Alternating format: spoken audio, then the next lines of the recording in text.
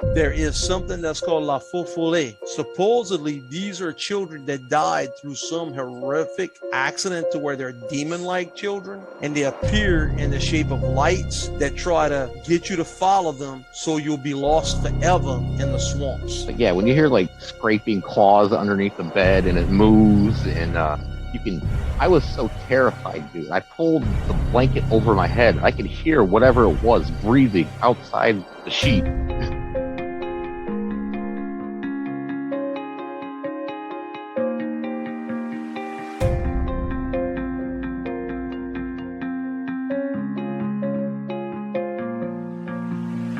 When I was a little gaffer there, we got into a car accident, hit a moose. My mom ended up under the steering wheel of the car, and she had a big hand-shaped bruise on her shoulder.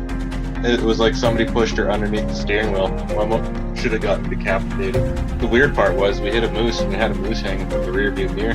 The only other thing that I could think of would be a bear, but there's no bears in that area either.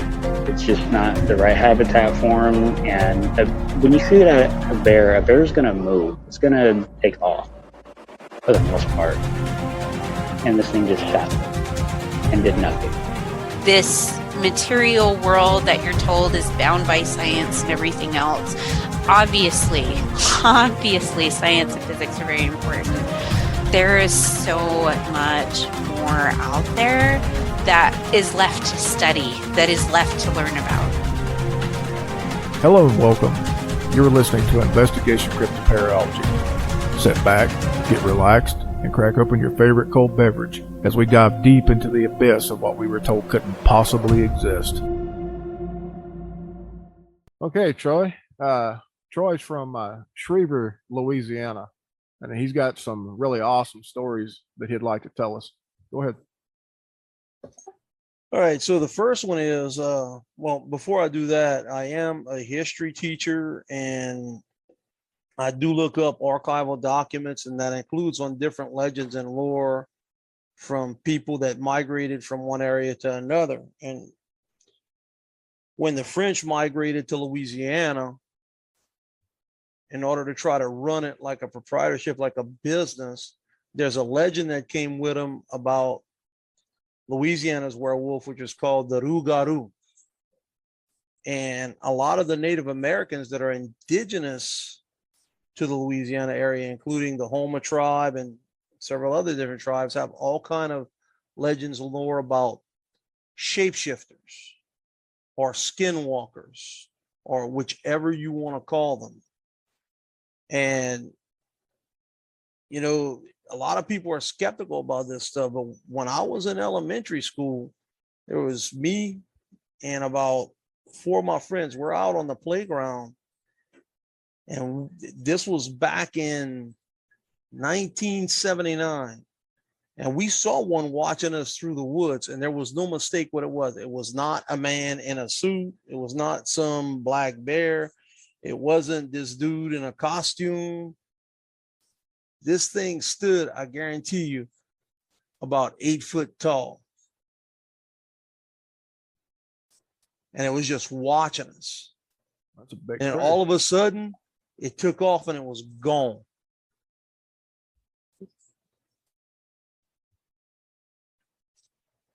Now, that's one story.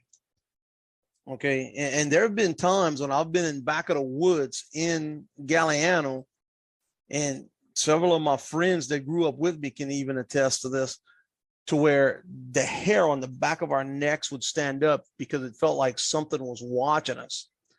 And I had one of my dogs with me one time. It was a German Shepherd. She was full grown. And she heard something that we couldn't hear. And she took off like a shot barking. And then she came back. Whatever it was, she chased off. But we heard no sound. So we don't know what it was or where it came from. Weird. Yeah, now that's one story. Now that one's about Bigfoot. Now I know that on here you also talk about the strange and the paranormal and different things like this. Anything under the sun that's paranormal, strange, weird, if you think it might fall into the realm of a conspiracy theory or anything like that, but the actual factual information, you know, anything and everything. Well, on my mom's side of the family, her mom and dad, my grandfather and grandmother, both of them were what the Cajuns called traiteurs or treaters, healers. Okay. And this woman, I swear it was amazing some of the stuff she could do, because I had a wart. My mom took me to the doctor and it was on my finger. The doctor froze it. The wart came back. He tried cutting it. It came back. My grandma cut a potato, rubbed it on the wart, saying some kind of prayer in French, went and buried the potato. 2 days later, the wart's gone. Now, she used also some kind of prayer bead that she prayed over. It was not a regular rosary, and I had no clue what kind of thing this was. My mom told me stories about this rosary. My grandmother's mother was the first owner that I know of that had it, but this thing looked like it was centuries old when I saw it. My sister recently showed it to me because she inherited it. I don't think she even knows what it is. I do, because I just found out. Well, my great grandmother, her prayers were beyond powerful when she would use this thing. Her husband loved to go out. Sorry, we had a little bit of a technical difficulty. I lost your audio. Says your mic's muted. There you go. Okay, there we go. Can you hear me now? Yeah. All right. So her husband loved to go to the bars. Now we're talking about the late 1800s, early 1900s. This is the time period. And I'm thinking it was around like 1901, 1902, somewhere in that arena when this happened. Her husband looked at her and told her, look, I'm going with the guys. We go and drink. And she told him, I'd rather you stay home. I don't want you going out drinking because we need that money for something else. He said, look, I just want to go have a little bit of fun. We go and play cards and we go and drink. He walked out the door. She said some prayers on those beads. And 5 minutes later, he walks back in. I'm not feeling so hot. I don't think I'm going anywhere. And went and laid down on the couch and said he had a headache. And she brought him some medicine. Man, that ain't the kind of power I want to give a woman. It's kind of spooky. Now, the kids were saying that, oh, Mom, we go and play outside. Now, this was my great grandmother's children, okay? We go and play outside. I don't want y'all to go play outside. It's too hot. Y'all gonna get sick. We going. They walked outside. She said a prayer on them beads. 2 minutes later, I'm not talking about 50 minutes where they had a chance to get started playing or whatever. 2 minutes later, they all came in. Oh, we tired. We don't feel so hot. Well, y'all go lay down. I told y'all it was too hot outside. Listen at you. Your Cajun accent's coming out. What was that? I said, listen at you. Your Cajun accent's coming out. Big time. So anyhow, my mom inherited those prayer beads. And my mom told me this story. And it turned out it was true. My brother was shooting his BB gun and he broke the glass on one of the neighbors' houses. And the guy's house, who it was one of our neighbors, came over to him and took the BB gun, wouldn't give it back to him, and started fussing with him and actually put his hands on my brother. My mom went, got the gun back from the guy. She said a prayer on those beads. A week later, that dude died. Oh, shit. Yeah. Now, my sister inherited those prayer beads, and she calls it a rosary. Well, I found it online, and apparently this rosary is a rosary because you do say a certain amount of Hail Marys on it, and then say the phrase, we all come. It's a Wiccan goddess prayer bead. There was rumors about my mom being involved in witchcraft, and my sister knows more about this than I do, but apparently those rumors were true. The spooky feelings that we would get sometimes in her bedroom would make the hair on your neck stand up. Now, for days when my mom didn't feel like going to the beauty shop to get her hair done, she did have a wig, and she had one of those styrofoam heads that you could put the wig on. I promise you, me and two of my friends, in fact, we went in her bedroom one time because we were playing hide and seek in the house. The closet door where she kept that styrofoam thing with the wig on it, the face on that thing was glowing, and we hauled tail out of that room, never to go in there again. What? Like, the hair on the back of my neck is standing up right now, just even as I talk about this. My brother got a Ouija board to play with when he was younger. My mom thought it would just be a game that he could just have fun with it, and we had forgotten about that thing, and then when my brother got older, when they were going through the attic in my mom's house, which you had to pull down a rope on the ceiling, and a little like trap door would open, then the ladder would pull down and you'd climb up, and there was the attic, and that's where all the insulation and stuff like that was. It was just an attic where you could store stuff. Well, he found the Ouija board. He said, you know what, I'm gonna get rid of this. He went and he threw it away. So next day we go back up to clean the attic. The same Ouija board with his name on it was back. He took that thing, we went outside, and he burned it. Next day we go up in the attic to clean, it was back. He took it, burned it, and everybody around was saying prayers over it. We never went back up in that attic again to see if it was there. Now, the house, it's my nephew that inherited the house. And because of Hurricane Ida, the house got completely destroyed. So we don't know if it was ever back in the attic again. Won't ever find out. That could have been the reason why the house got destroyed. I'm not sure, but whatever it set loose that was up in that attic, because the creepiest, you would get the creepiest feeling up in that attic, like there's no tomorrow. You could feel eyes watching you when you were up in that attic. And you could almost hear things laughing. Like, again, the hair on the back of my neck is standing up. And I saw you had an episode where you were talking about all the demonology and stuff like that. And you said, be cautious, say prayers, it could attach itself to you. Oh, well, yeah, it can. Yeah, well, these things were in that house.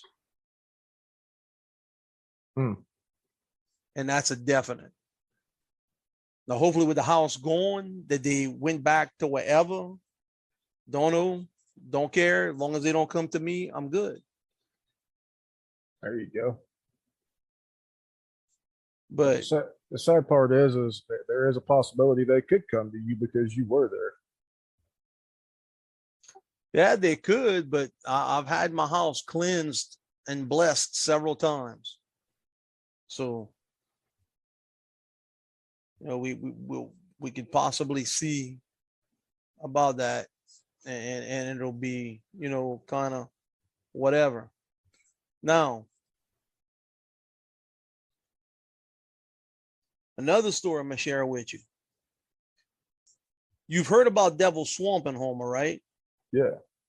How much do you know about Devil Swamp Road?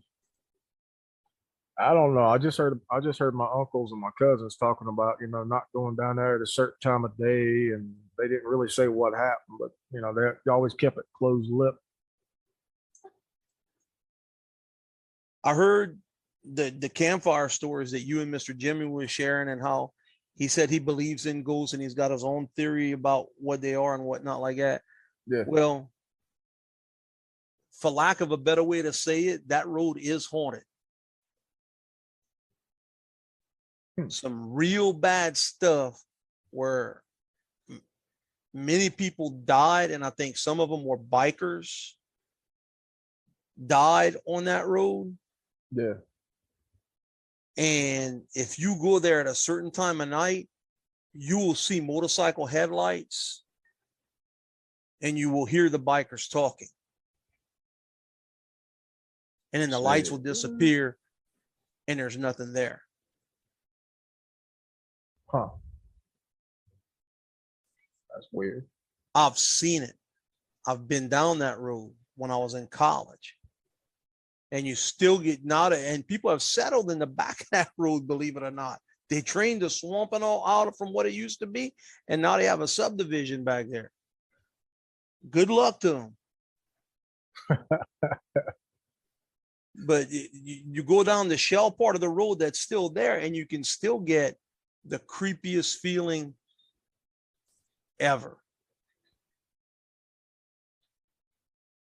It's unreal, you know, about some of the things that do exist that people just don't believe. They've had a number of people that have gone down the different bayous back in Galliano that have not come back to where they were just missing people. And the thing is, and I've actually seen this myself, there is something that's called la faux follet. Supposedly, these are children that died through some horrific accident to where they're demon-like children, and they appear in the shape of lights that try to get you to follow them so you'll be lost forever in the swamps. Huh. So when people say that, oh no, you know, ghosts don't exist, you don't know what exists and what doesn't. No, don't Because say like people's minds are just limited and they don't want to think on it because it literally scares them to death. That's the only thing that I could see on that.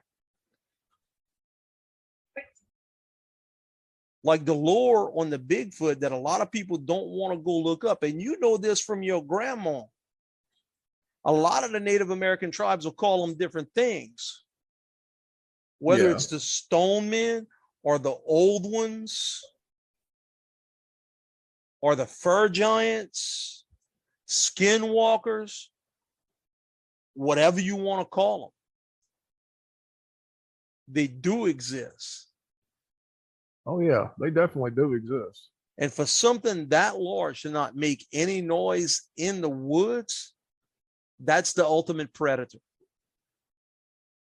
Well, That's why you can't hardly ever find them. The ones that are seen, they want to be seen. They do call Sasquatch the reigning hide and seek champion of the world. So, but I know because you live down in Homer for a while, and I know you yourself have seen some strange stuff down here. oh yeah, I was down there.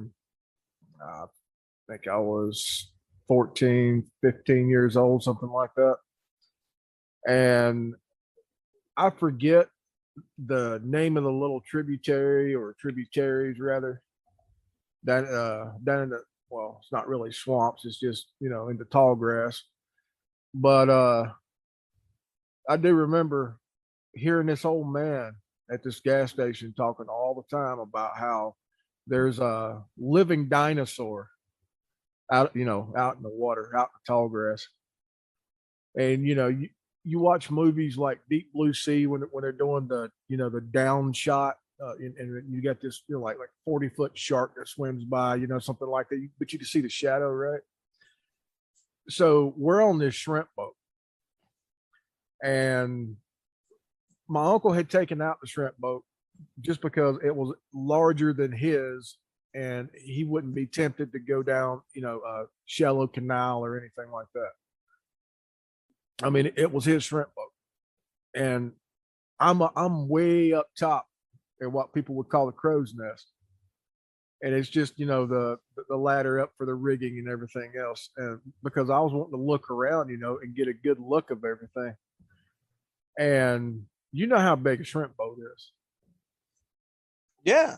Well, what swam by,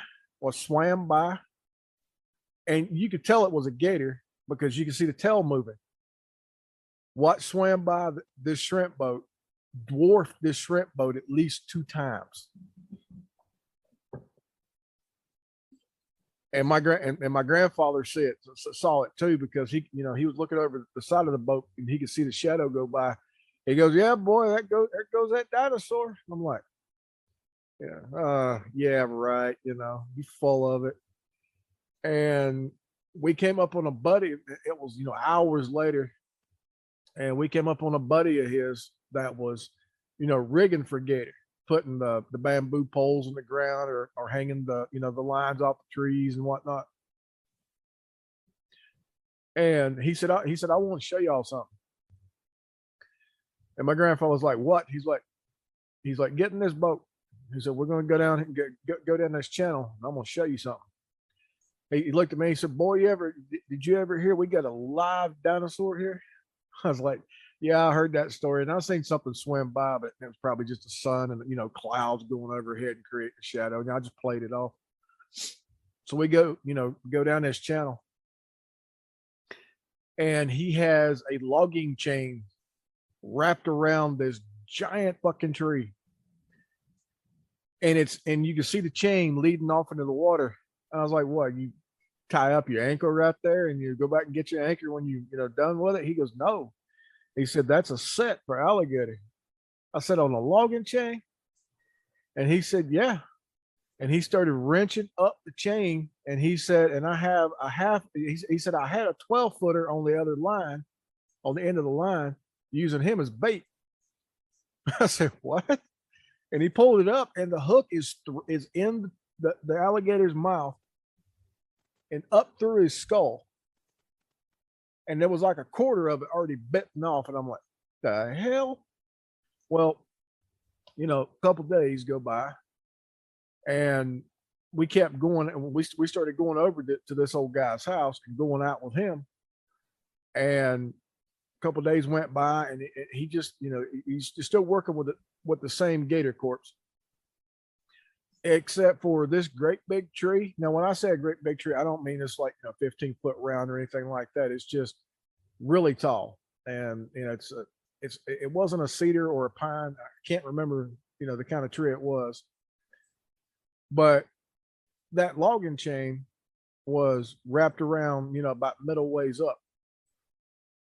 And if I'm lying, I'm dying. This tree was bent over. This huge ass tree was bent over toward the water, and it was shaking. And he goes, "Yep, I think I got him."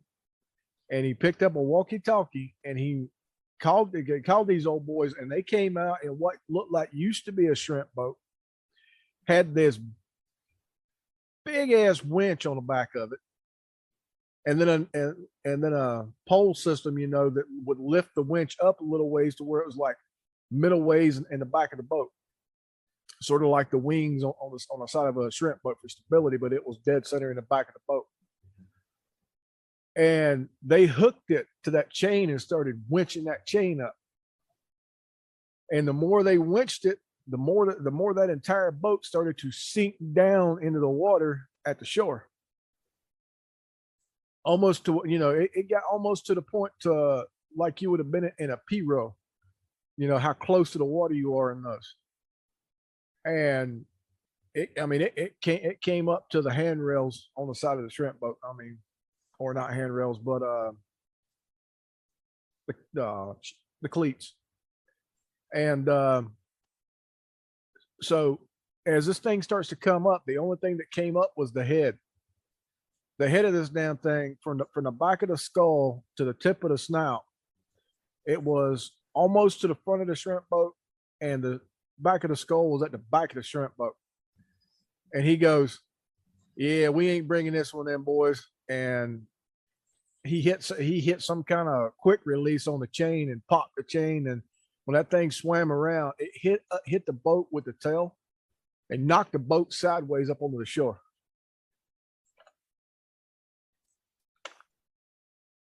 Oh yeah, man. There's some stuff out there that people just would not, regular people would not believe it. They just wouldn't. Now, my brother was a shrimper for a while. He still does it every now and again. Now, the boat he owned was a 60-foot steel boat. So you can imagine the size of the deck area where you dump the shrimp out. Oh yeah. Well, to show you what it took to pull the trawls that he was pulling, he had 2 Cummins V12 diesels. Oh, good Lord. Yeah, so you understand what I'm talking about. So he's pulling. Now, I'm about 12 years old at the time. This was before I even had my accident where I lost my eye. On that same boat, but that's a whole other story. Oh, Christ.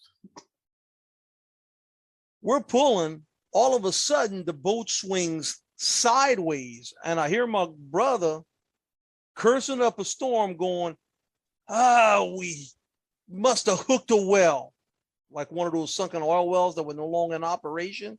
Yeah. So he starts looking at it, and they start winching it up.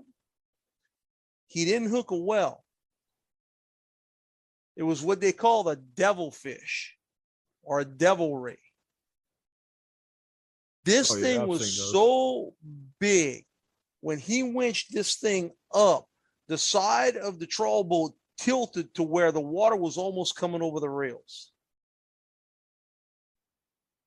Ooh. They had to edge it onto the boat, and finally they got it on the boat. For the nets that were on that side of the boat, now you're looking at some boards that were about 10-foot boards that he was pulling with. The net was probably about 120, 200 foot long, maybe more. Yeah. So you can understand the amount. They were shoveling shrimp out of this thing's mouth to try to save what they could to salvage. It could have swallowed me, you, Danielle, and Roxy whole. Damn. That's a big fish. If that thing would have swung its tail and hit anybody, it would have impaled them, and the hole in the chest would have been about the size of a 30-pound cannonball. I'll pass. This thing was a monster. When it would flap its fins, the whole boat would shake to the point that he thought that it was going to tear the boat apart. They literally had to wrap about 4 ropes around it on different sections of the body to try to winch it up, swing it over the rail, and then cut the rope. So the sharks ate good that day. I bet so. Well, speaking of, you know, when they say that things get huge out there, things get huge. Oh yeah. I mean, you know, talking about sharks and talking about, you know, Louisiana, if people want to get, well, and also talking about, you know, how bull sharks, you know, well, only certain sharks and bull sharks can swim upriver. That's not entirely true at all. No, it's not. It's not just bull sharks. And, you know, I'll actually have not just bull sharks or sand sharks. No. Yeah. But, like I was going to say, I'll have to actually look up the information so the listeners can, and I'll post it on the website so the listeners can actually see this. But the National Oceanographic Institute has set up cameras all over the ocean floor and in certain states that, you know, the ocean can actually move in through, say, like the breakers or whatever. And there was a camera that was set up on the southernmost tip of Louisiana. through one of the levees, right? Well, it was right in the middle where the gates closed, but it was below, Right actually where the below continental gate. shelf's at. Yeah. Right. And at that point in time, everybody, the movie Meg was a big thing, and everybody was talking about Megalodon and how it couldn't exist and this, that, and the other. And everybody was talking about, how it's only sand sharks and some lemon sharks and some other kind of shark and bull sharks that will actually swim from saltwater to freshwater. And the Oceanographic Institute on this camera, it wasn't a close-up shot, so you couldn't tell what it was. It was far enough out you could tell what this thing was, and you could also gauge the size of it from the dorsal fin to the tip of the tail. And this thing swam by, and the guy that was commentating on the camera, after it'd been recorded and released, he goes, "Wait a minute." He's like, "I got to step away for a minute. Matter of fact, I'm going to walk outside on the deck and just look into the water, because I'm on a houseboat right now, like maybe 500 yards from where this was taken, because we're getting ready to pull that camera up and put a new one down. I was supposed to go in the water tomorrow. I'm not going in the water." And nobody could figure out what was going on. People were talking in the chat, like, what's going on? And I mean, he's not there looking at the computer, so therefore he's not answering. Everybody's flipping out, and the recording just keeps going over and over and over. And you just keep seeing this thing swim by, and it wasn't swimming, just by the levee. It was coming through the levee, which means it was going from saltwater to freshwater. And he finally comes back and he sits down, and you see him on camera, and he's white as a ghost. He looks like he just puked. There's spit around his mouth, and his eyes are watering. And somebody typed in the chat, "What's going on?" He said, I just in my head, measured that shark. And from, the points where it passed through the levee, he said from the tip of the dorsal fin to the tip of from the dorsal fin to the tip of the tail, he said that shark had to been well over 55 to 60 feet long. Well over. And he said, folks, that was not a bull shark. They don't grow that big. That was not a sand shark. Well, not a sand shark. He said a lemon shark. He said, and he called out another shark. He said that was a great white. He said that is the biggest great white that I have ever seen on record to date. And he said the only thing that great white shark could be akin to would be a megalodon, the biggest shark ever. And people are like, well, that's not possible, because we're not, it's not anywhere near the Mariana Trench. Well, here's the thing. That's the continental shelf. Where that drops off, the only thing deeper in the world is the Mariana Trench. Right. So anything could be living way, way, way down there. And just like, bears and wolves and coyotes and stuff like that, when their natural prey gets driven out or gets over hunted, they go elsewhere to feed. And sharks do the exact same thing. Right. When the fishery gets overfished, like it has many times in Louisiana, they go elsewhere. They either go deeper into the ocean, or they come in, or when I say inland, I don't mean like a land shark, but they come up through the levees and stuff like that to find prey.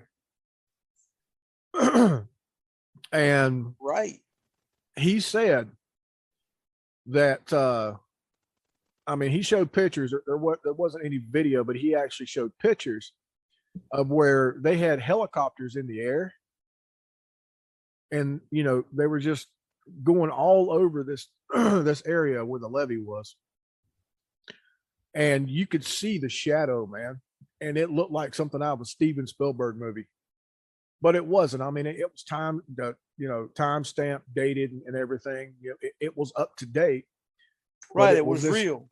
It was real. It was really real. The pictures. It showed pictures of the shark passing by, trolling boats and stuff like that. Jesus Christ, could you imagine? Could you imagine being on a trawler and this thing decide that your trawler was a seal? Oh yeah. All the pictures you've seen in books, as a kid, of sharks biting the bottom of boats, and people are like, "Oh, well, that's just an illustration. They're just trying to scare people." No, there are No, that many, really many, happened. there are Yes. many, many, many, many boats that are sitting on the shores of, Southern California, Southern Texas, Southern Georgia, Southern Louisiana on the shore. And you can tell it is a definite bite that was taken out of the bottom of this boat. So, it's not a myth. There are things in this world that, we say I don't say, but most people say that could not possibly exist.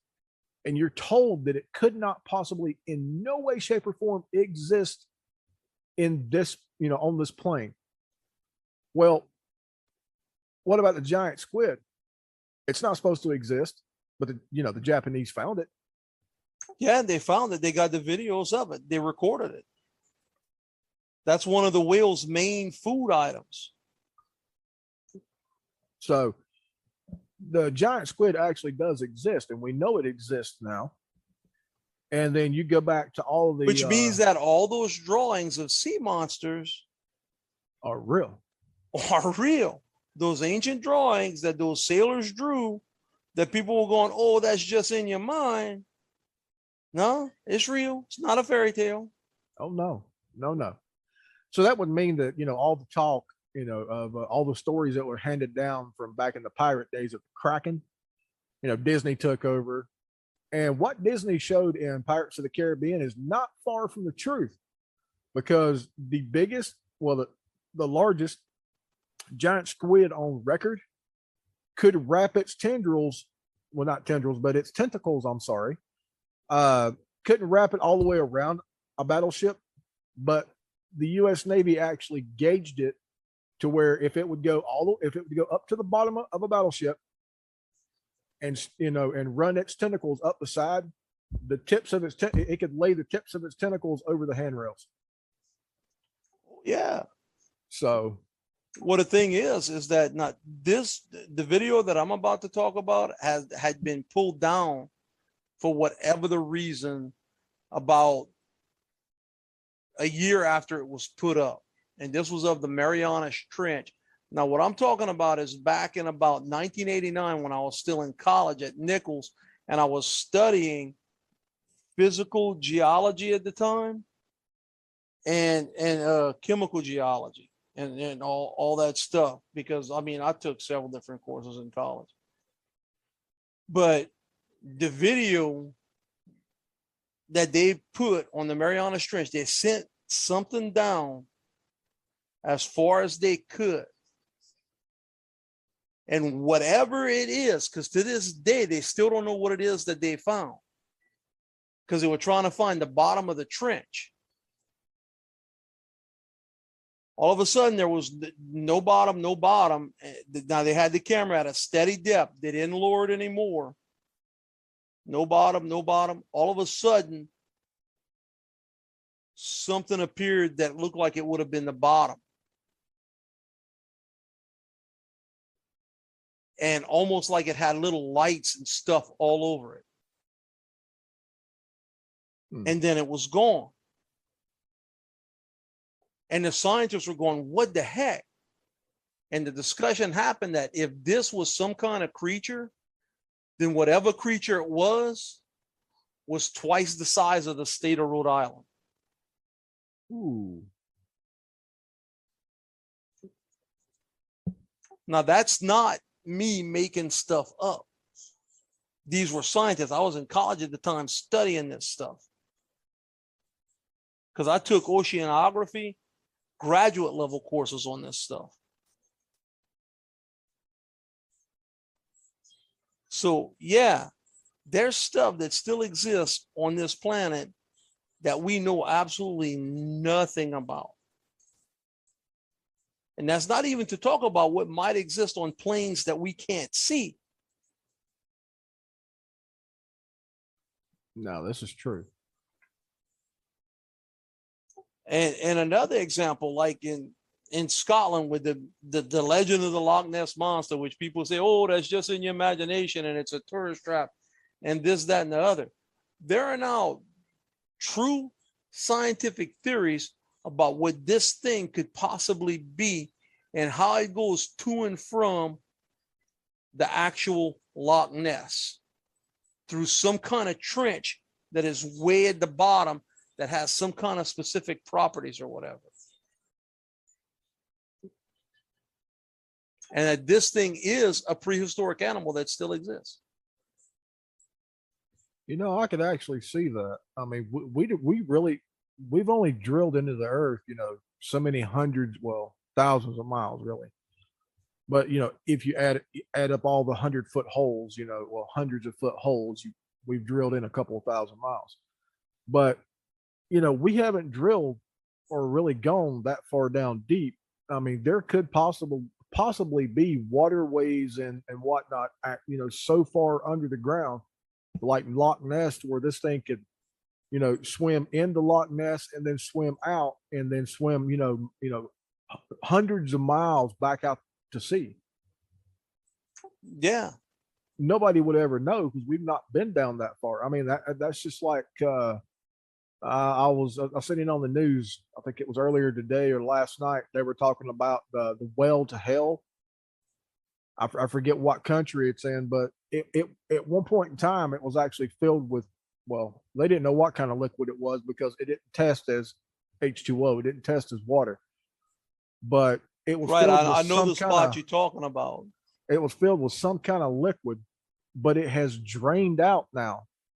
And they lowered some people in by crane, not by, you know, just rope from the top because there wasn't enough rope to get to the bottom, but they lowered some people in by crane and they got them down to the bottom. And it's an environment just like what you would see in an underwater cave, you know, miles below the surface of the earth. But at the same time, they found this thing apparently was not underwater for, you know, millions of years. It's something that had just happened, you know, within the last, you know, 1,000 years or so, because apparently they found carvings and, you know, cave paintings and, well, not paintings, but, you know, carved into the rock and, you know, all kind of shit. And to where it would, you know, date it back to a certain time period. They didn't really say, but it wasn't just a hole in the ground where they were calling it, you know, the well, you know, not the well from hell, but the well to hell, because at one certain point it dropped off even further and they couldn't see the bottom. And they have, prior to this, they had lowered microphones, you know, down through the liquid. And they said that at a certain point, I mean, you could tell what water or liquid sounds like, you know, through a microphone. Well, the scientists can apparently. And they said at certain points or at a certain point, the microphone would start actually not picking up the sounds of water anymore or liquid, but it started picking up, you know, just open space. And they said that they had some kind of other measurement tool, you know, that could measure, you know, the density of the liquid. That measurement just went off the scale because it was no longer the density of liquid; it was just open space. So apparently, they had dropped off the other shelf and was going, you know, down deeper. And they started hearing screams, and I mean, they posted this and crap on the internet. roars and Screams different and things like yeah. that. Yeah. Screams and roars and things like that. And people are going, oh, well, you can attribute that, you know, that to like magma. And I'm like, no, I've been near a Nope. If this is volcanic lava scientists, spout.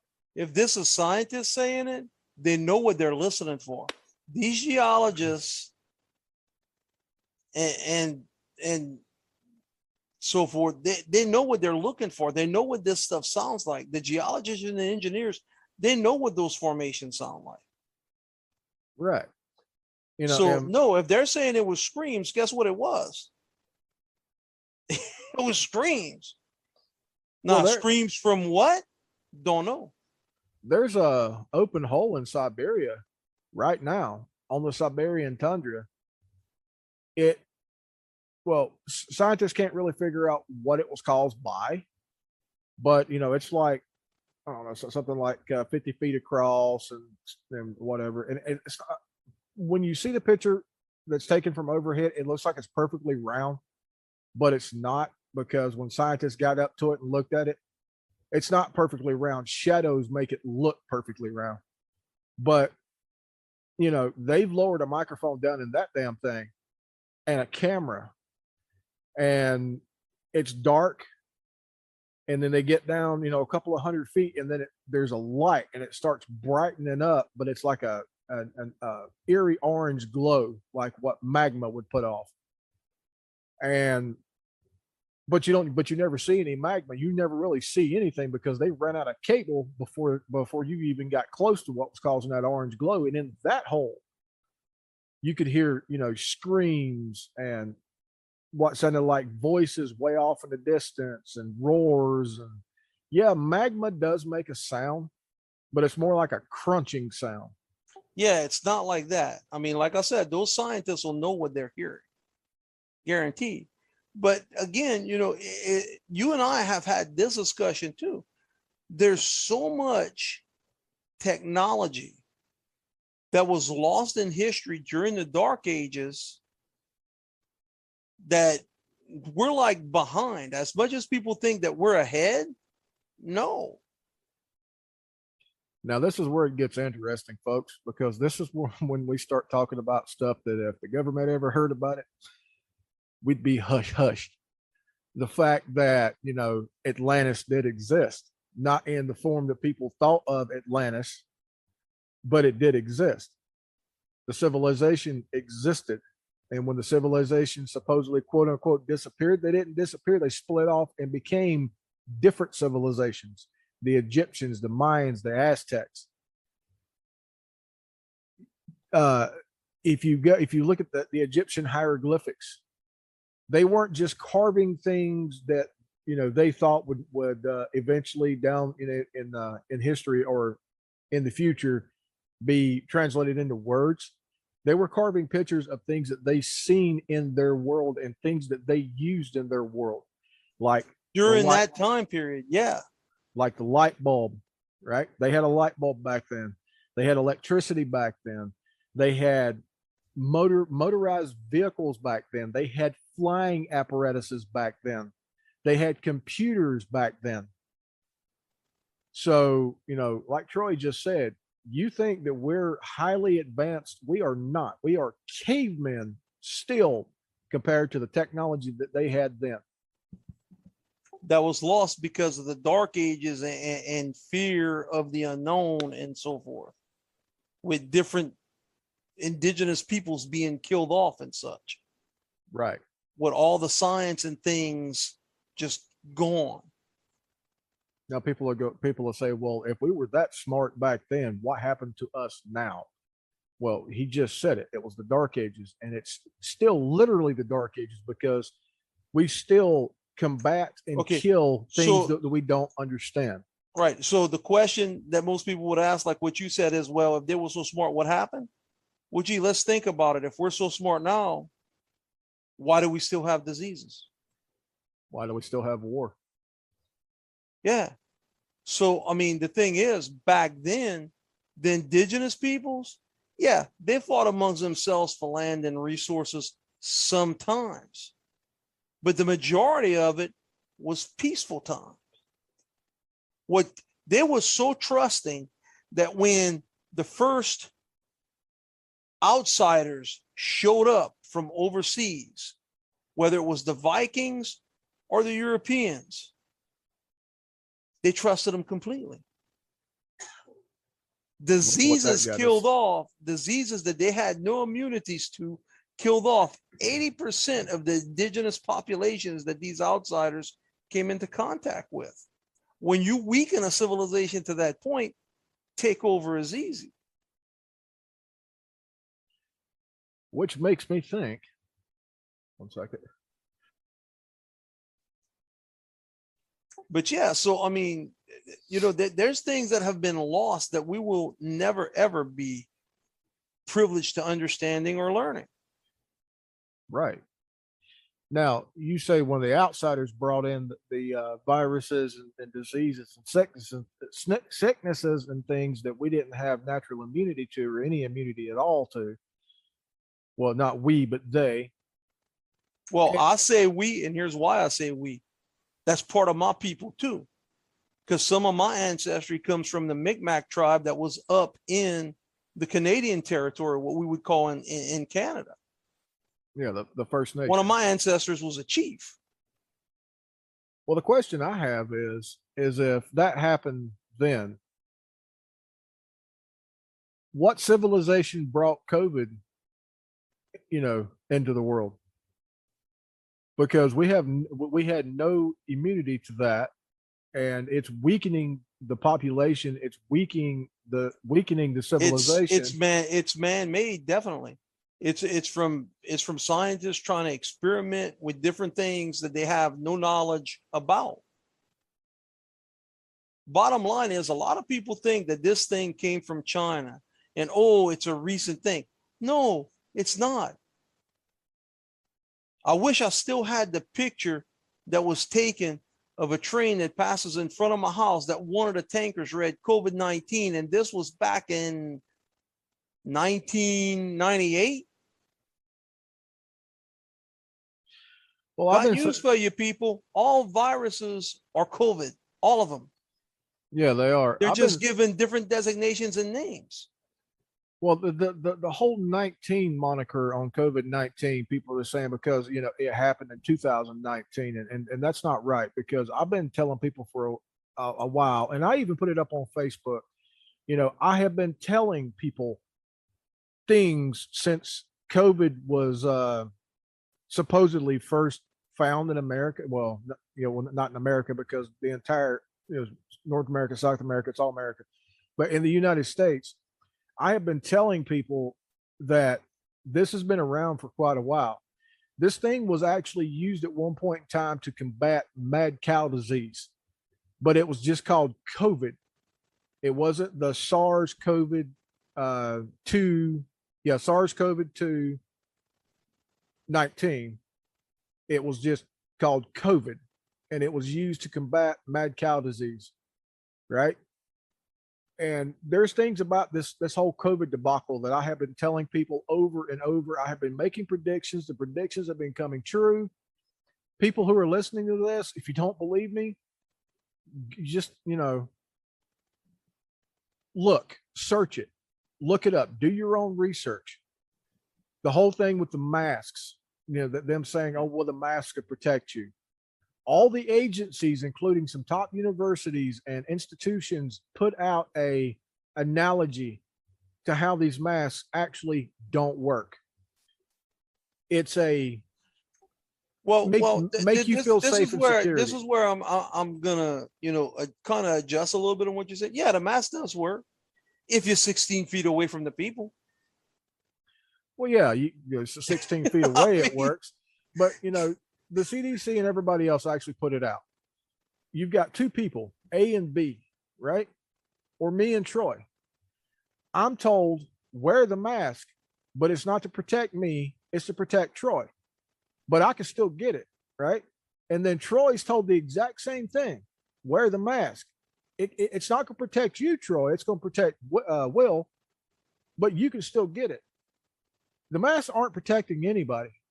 There is no possible way that a flimsy, mesh thin piece of paper is going to protect you. You honest to God want to know what protected me from getting it?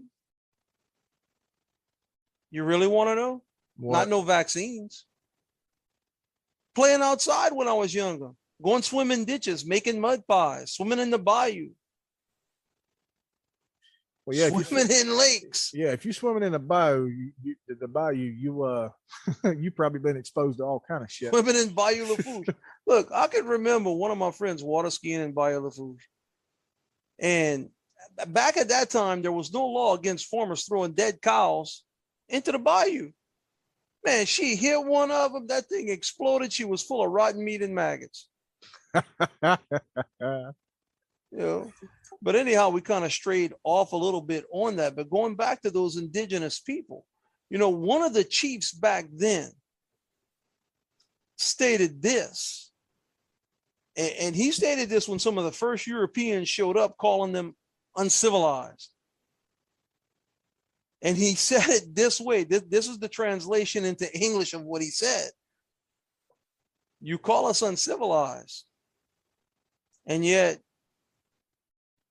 we had no jails. There was no need for them. If somebody needed something, if somebody didn't have a horse or didn't have food, we provided for them. We helped them. Nobody stole anything. And if they did, they were cast out. Go find somewhere else. Most times they would just die on their own. But that was far and few between. We didn't need it. Each person of the tribe took care of other people of the tribe. But you call us uncivilized. Something to think about when you're looking back on those civilizations. This is true. I mean, people, I'm going to tell you something that if you didn't know this, if all you follow is what American-made history books say, you're not learning the real history. Yeah, those history books do have facts in it, but you have to remember, it's usually the winner that writes the history. And there's always three sides to a story. There's one person's side, the other person's side, somewhere in the middle is where the truth's going to lie. Well, now that's a damn fact, because if you start looking back through history books, it doesn't matter how far back you go. And, you know, the United States history books, you know, you start losing history because there's very little in there about, you know, the Native Nations people or First Nations people that came down from Canada, you know, and what is there is, oh, that they were savages. I mean, that's the gist of what I got out of, you know, history when I was going to school. Yeah, I mean, back were then, savages. back then, that is what was taught. Now they include more of it in how the indigenous people came down and things like that. But the bottom line is this, you know, when we look at it, and like I said, a lot of stuff has been lost due to history, a lot of knowledge. Columbus was painted as a good guy. Hell no, he wasn't. Well, the whole thing is this: at the time when Columbus was exploring, the European nations believed in God, glory, and country. Land and resources meant wealth. So that's what the exploration was about. The natives, if you actually go look into Native American culture, Native Americans did not believe in ownership of land. They believed the Great Spirit granted them the use of the land, that no one owned the land. Everything that was on the planet, the Great Spirit gave them. When they killed an animal, they paid respect to the animal's spirit. Hell, I And still do, thank the even when I Great squash a Spirit. spider. Yeah, and thank the Great Spirit for providing them with sustenance. So with a lot of the science and things that were lost, people, when I'm talking about, if we go back to 3 million BC, there was science back then that we have no clue. Yeah, you want to call them cavemen? Okay, fine. Maybe sometimes they did take shelter in caves, but by no means were they ignorant or look like what some of the history books paint them as. That's a fable. That is a fable.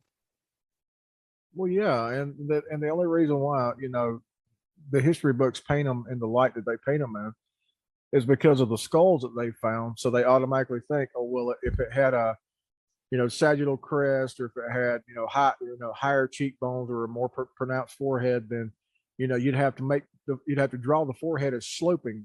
But that's not the case, because if you Well, strip the meat off of our skulls, our skulls look different. Yeah, a lot of that has been proven false. In fact, about 98% of it has been proven false. Right now, scientists, if you go look at the latest research, and again, people, you might say that this is straying off the topic of cryptoparalogy, but really it's not. Because when you look at DNA markers, and I looked at archived documents on this stuff, because I don't just trust what I might see on TV or the internet or whatever. That's not how I'm built. I need to look at the actual research in the archived documents of what's going on. They actually trace DNA markers back to an original woman that lived in some part of Africa as the first mother of all humans that they could possibly find. And the scientists have named her Eve. Now that's fact. That has a lot of ramifications if ever it gets really put out to the public and put into the history books or put into common knowledge like it should be, which is why a lot of people don't know about this. But if you start studying your genealogy and you start studying where your people came from, and you go back and look at it, and you start thinking that ancient people were not as smart as us or as bright as us, or you're sadly mistaken, because the science that existed back then would boggle your mind. Some of the animals and plants that are no longer in existence, good God. It would blow your minds to know what used to be. I mean, that's just like, people from time to time, like wreck divers and people like that. They'll do like exploring lake bottoms or reservoir bottoms, and oh, there's a whole town down here. Well, yeah, that town was lost to history because, the next town over needed a better water supply. So that town was flooded. The dam was built, the town was flooded, the town no longer exists in the minds of the people in the next town. They forgot about the whole thing. They forgot about the atrocities that they caused. There could have, there could have been, an entire cemetery of people. There could have been people still in homes when the floodgates were open and they flooded the reservoir. There is, in just about every reservoir in the United States, in every state, municipality or whatever, where there is an actual reservoir, I could almost to a certain degree guarantee you that there is an entire township under that reservoir. Because people don't think. People don't think. They act before they think. And then they erase the history of that town so nobody, could ever ask questions. What happened? What happened to the people? What happened to the animals? What happened to the graveyards? What happened to the churches? They erased that town from history. And I'm not really going to say the powers that be, but the ones who are pulling the strings do the same thing with our life's history. They erase certain parts of our history so we don't ask questions. Because if we're not asking questions, then we're following their rule. Yeah.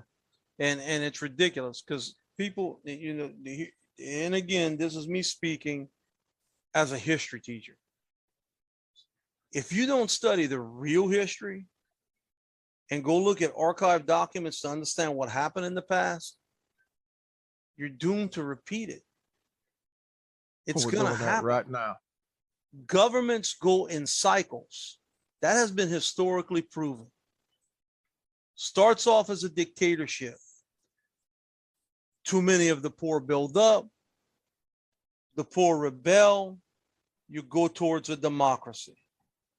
Then the democracy turns into a representative democracy. Then it moves more towards the rich again gaining power.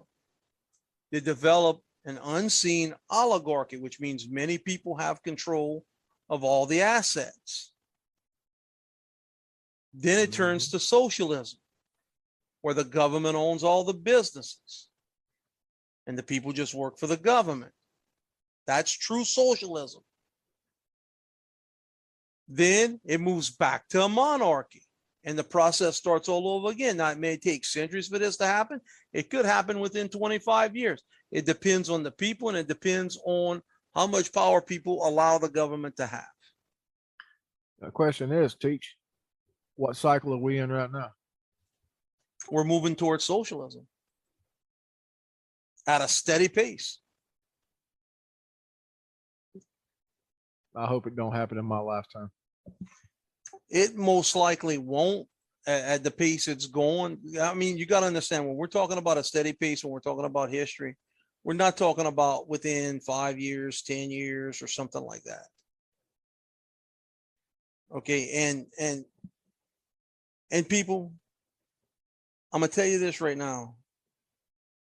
I hear a lot of talk about different presidents, whether you want to talk about Reagan, Clinton, President Ford, or the current president that's now, or the one that was before him, or the one that was before him, or whatever. Presidents are not kings. The ones you need to start looking at is who's running Congress, your representatives in Congress. They're the ones that are making the decisions. The president is not an absolute dictator. The president can only do as much as Congress will allow him to, and as much as the Supreme Court will allow him to. Wait a minute, hold up now. You said we're presidents are not kings, so all the listeners out there who were Trumpanites, folks, whether y'all wanted to call him the God King Emperor Trump, he really wasn't. No, I'll even go back to President Obama with a lot of hate speech that I've heard about him. People, it wasn't his fault. There's many things he did that I agree with. There's many things he did that I didn't agree with. And I'm not going to get into detail about any of them. But I will tell you this. There's about close to 75% or more things that he wanted to do that would have actually benefited this country that Congress blocked. Because Congress wants to maintain status quo in power. Well, that's just the thing. They don't have power. And if more people in the United States would wake up and go back and I don't even care if you read a copy, but read the Constitution again. You know, really pay attention to what it says. Let me stop you there. Not even the Constitution.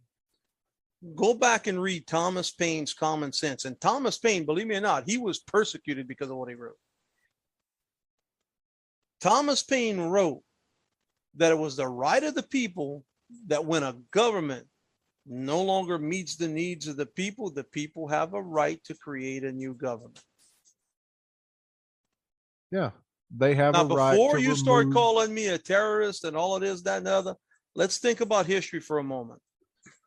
We were once a colony of England. Our also great forefathers broke away from England.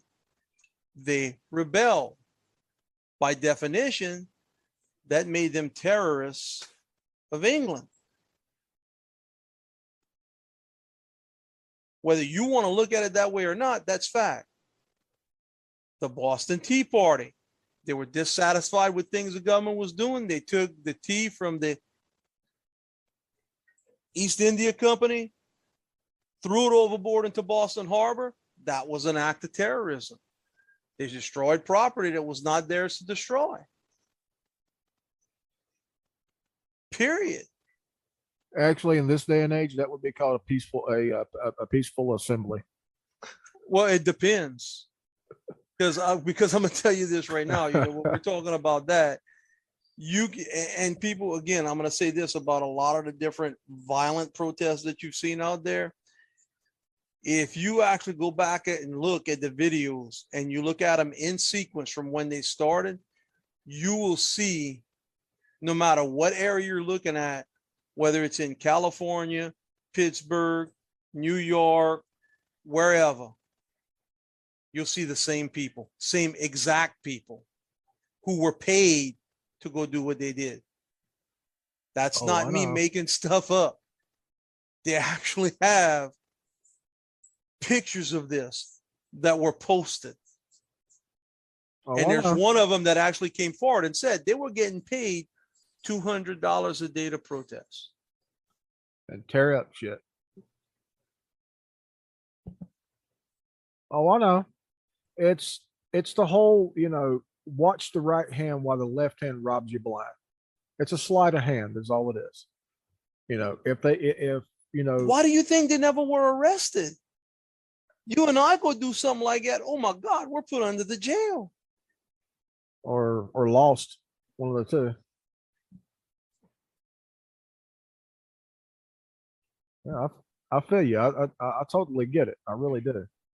Now I'm going to bring up a controversial subject, and I'm probably going to get,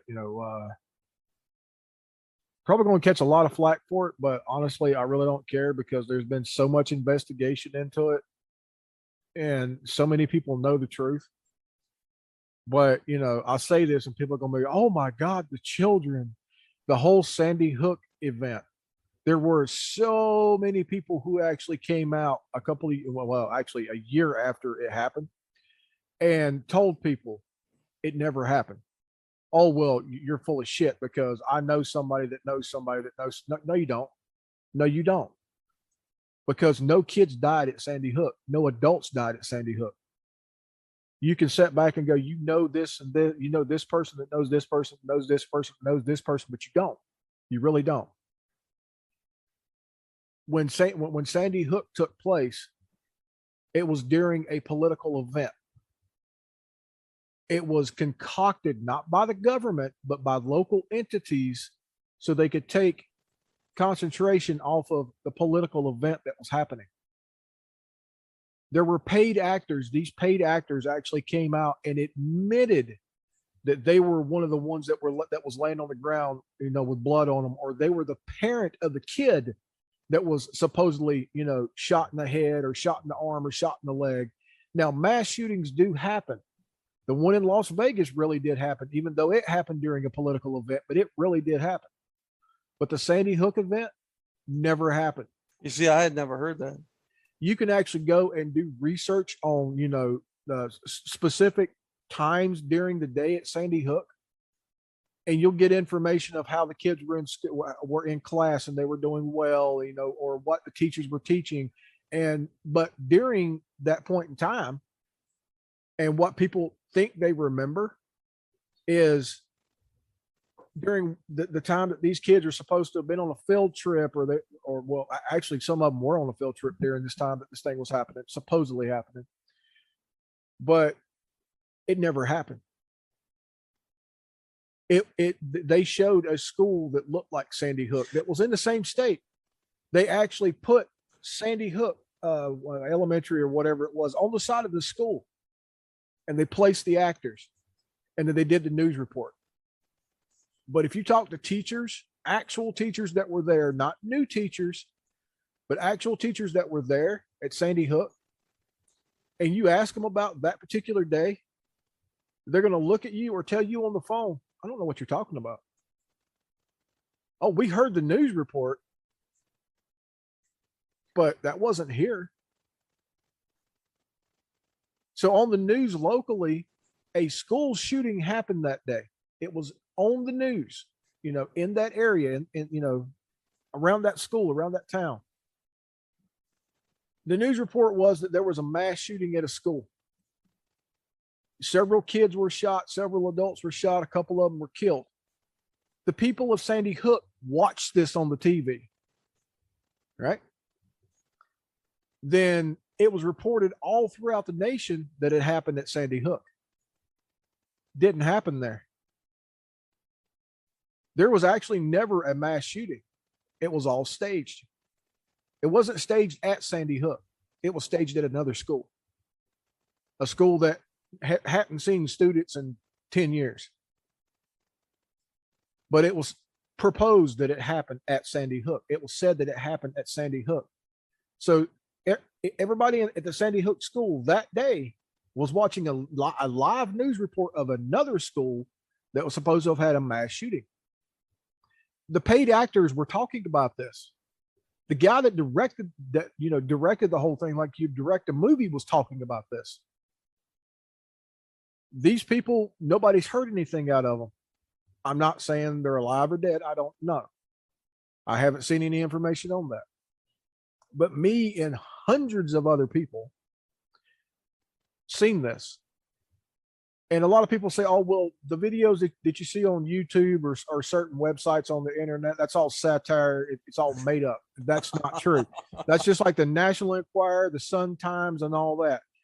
And certain weird things throughout history. There's factual evidence in all of it. And these actors showed pictures. Like I said before, if I'm lying, I'm dying. These actors showed pictures of them, you know, in regular clothes and whatnot. And then they showed the picture of them in the scenes that were posted all over national news. The bodies on the ground and the people walking by holding their arms and blood running out and shit. And it was the same people. And then they showed pictures of the schools. Both of them said Sandy Hook. Except for one thing. One of them, outside the school, had a monument to the person or the persons that Sandy Hook was named after. The one in the mass shooting did not have that monument.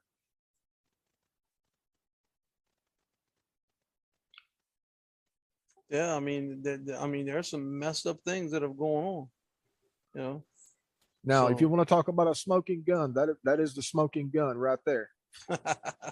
The outside the school has the monument, you know, a homage to the person that the school's named after. The one that they used for the filming and for the false incident didn't have the monument. Everything else Yeah. looked identical except for that monument. And in nowhere in any of the pictures or any of the broadcasts or the newscast was that monument. Nowhere. And there were film editors and all kind of people who picked through those films and those pictures with a fine-tooth comb, and they could not find any trace of that monument anywhere. Not somebody standing in front of it or a group of people or anything like that. Because the monument sits right beside the flagpole, or did sit right beside the flagpole. I don't know if they've moved it by now. Schools do weird shit. And there was never anything or anybody, any vehicles, ambulances, fire trucks, or anything blocking that flagpole, ever. The monument's not there. What, did they just pick the monument up and move it because they were going to have an ambulance parked there? That I do not know.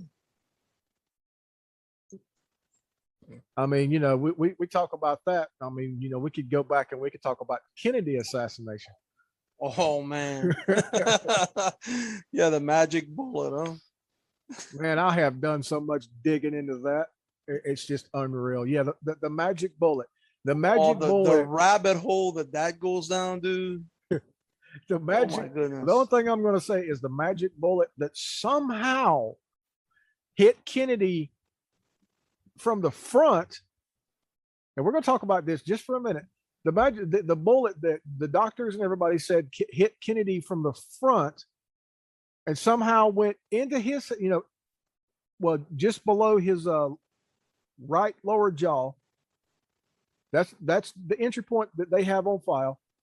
It goes in through the bottom of the jaw, blows out the back of his head, and then stops, turns, goes down his neck, down his arm, out his wrist, and hit Lyndon.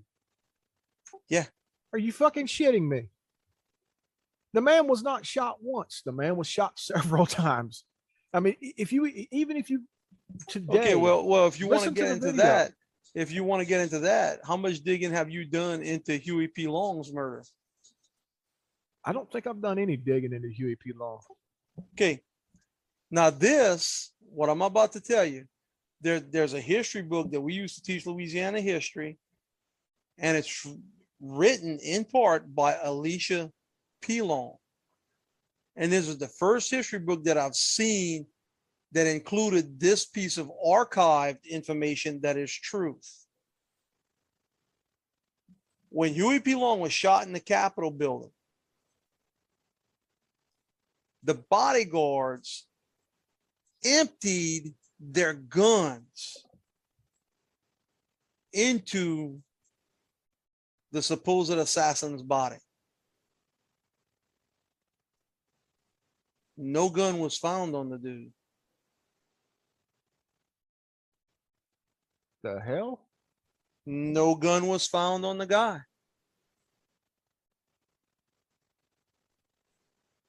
In this history book, it says that the bodyguards opened fire before they even saw a gun, and one of the bodyguards shot Long.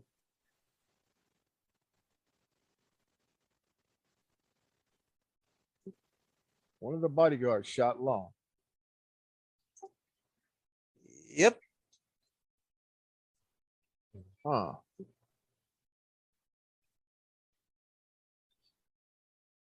So, there are some shady dealings that go on. And granted, hey, look, they have people in Louisiana right now that are still either pro-Long or anti-Long. This dude's legacy goes on forever, I guess. I wanted to bring something up, but I can't remember the guy's name. What was the name of the guy that shot Lincoln? Booth. Oh, that's right, John Wilkes Booth.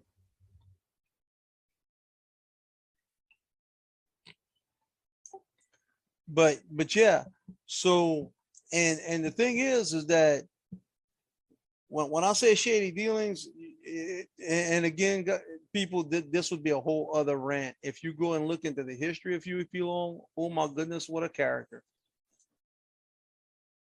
And his brother was completely insane, and yet he became governor of Louisiana too. Yeah, this And is the again, thing. that's a whole other story. This is the thing that I was wanting to bring up. I've seen it once in a coin shop. There was a placard that had a Kennedy half dollar and the penny, right? And then it had this written beside of it. Now, this is mind-boggling. It really is. Both Abraham Lincoln and John F. Kennedy were first elected to Congress in 46 and became president in 60. So not, Kennedy in 1946 and 1960, Lincoln before that. John Wilkes Booth shot Lincoln in a theater and ran to a warehouse. Lee Harvey Oswald shot Kennedy from a warehouse and ran to a theater. When Kennedy was shot, the car he was riding in was a Lincoln. Lincoln's last name was Lincoln. Kennedy slept with Marilyn Monroe. Marilyn Monroe was in Some Like It Hot with Jack Lemmon. Jack Lemmon was in JFK, which tells the life story of John F. Kennedy, who was assassinated just like Lincoln. John Wilkes Booth shot Lincoln in his theater booth. Lee Harvey Oswald shot Kennedy in a motorcade. Abraham Lincoln has 14 letters. John Fitzgerald Kennedy has 21 letters. Assassinate has 11 letters. Both men, except Kennedy, were born in log houses. That doesn't make any sense, but anyway. Lincoln's wife's maiden name was Todd, which, ignoring one of the D's, read backwards as dot. One of the two symbols used in Morse code, created by Samuel Morse, who invented the telegraph in 1844. Kennedy's wife, Jackie, married Aristotle Onassis from Greece, which had a civil war in 1944, exactly 100 years later. Both Lincoln and Kennedy were succeeded by their vice presidents. Lincoln's nickname was Honest Abe after chopping down his. That's not right. They're trying to say that his name was Honest Abe and incorporating George Washington at the same time. Yeah, that one's a hoax. Okay, well, that's what I was going to tell you. Okay, that one's a hoax because it was George Washington that chopped down his father's cherry tree. There is some different things going on with that are similarities. Yeah. And then there's also the zero factor that they say that presidents were assassinated and years that end with a zero and so forth and so on and whatnot. But yeah, I mean, you have to watch things. Now, the only reason why I read this, and it wasn't because it's true. There's similarities, but you have to. This is the whole history thing that we were talking about. Right. You have to watch what you read and what you watch, and what you intake is history, because the thing extremely is skewed. You need to do your own fact checking, and you got to make sure whatever source you're looking at is actually reliable and valid. That's the bottom line. I mean, because I can say 8 out of 10 dentists prefer Crest. Well, you know what? Maybe it's just those dentists that I surveyed. You understand? So you have to research how the research was actually done to know if it was actually a valid thing or not. Because statistics can be manipulated to say whatever the heck you want them to say. Yeah, we're That's not going to the get thing. into statistics. And we're not actually going to get into any of that at all. But going back into cryptoparology, another story that I recall is one that my dad told me. And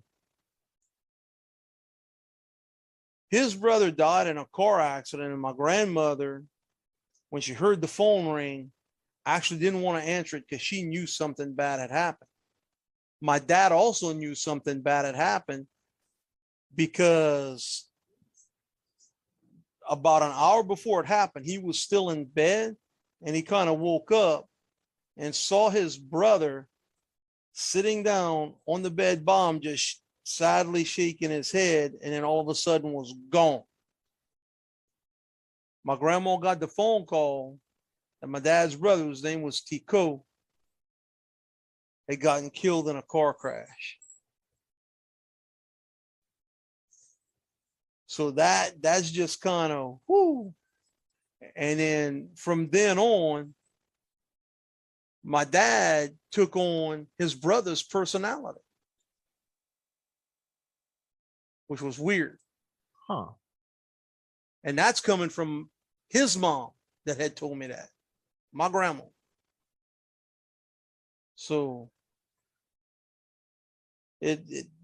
there's some strange things out there, and that's definitely true. Find us on the web at www.investigation-cryptoparalogy. That's CRYPTOPARAOLOGY.com. On Facebook at www.facebook.com/investigation crypto. Listen to us on any major podcast players, including Apple Podcasts, Anchor, Amazon Music, Google Podcasts, Pocket Cast, Radio Public, and of course Spotify. We continue to spread to more podcast players each day. You may contact us by using the contact page on the website, or by sending a direct message to our Facebook page, or by emailing us directly at investigationcryptoparalogy@gmail.com. That is investigation, CRYPTOPARAOLOGY@gmail.com. Also, I would like to add this. If you're feeling down on yourself, or like you don't matter, or there's no hope left, we're here for you. You can contact us through our Facebook page or by emailing us at investigationcryptoparalogy@gmail.com. We are happy to listen and possibly help you find a better tomorrow. If you don't want to talk to us, you can contact the Suicide Hotline of the United States. They have a crisis text line if you verbally speaking to someone is not your thing. Text HOME, all capital letters, HOME, to 741741. If you do want to verbally speak to someone, the National Suicide Prevention Hotline is 1-800-273-8255. And if you are a veteran, you can also call 1-800-273-8255 and then press 1. Well, folks, that's all the time we have for tonight. I sincerely hope you will join us again next time for another spine-tingling, hair-raising experience from the depths of the abyss. If you would like to contact me about an experience you have had or to get on the show, email me at investigationcryptoparalogy@gmail.com. That's investigation, CRYPTOPARAOLOGY@gmail.com.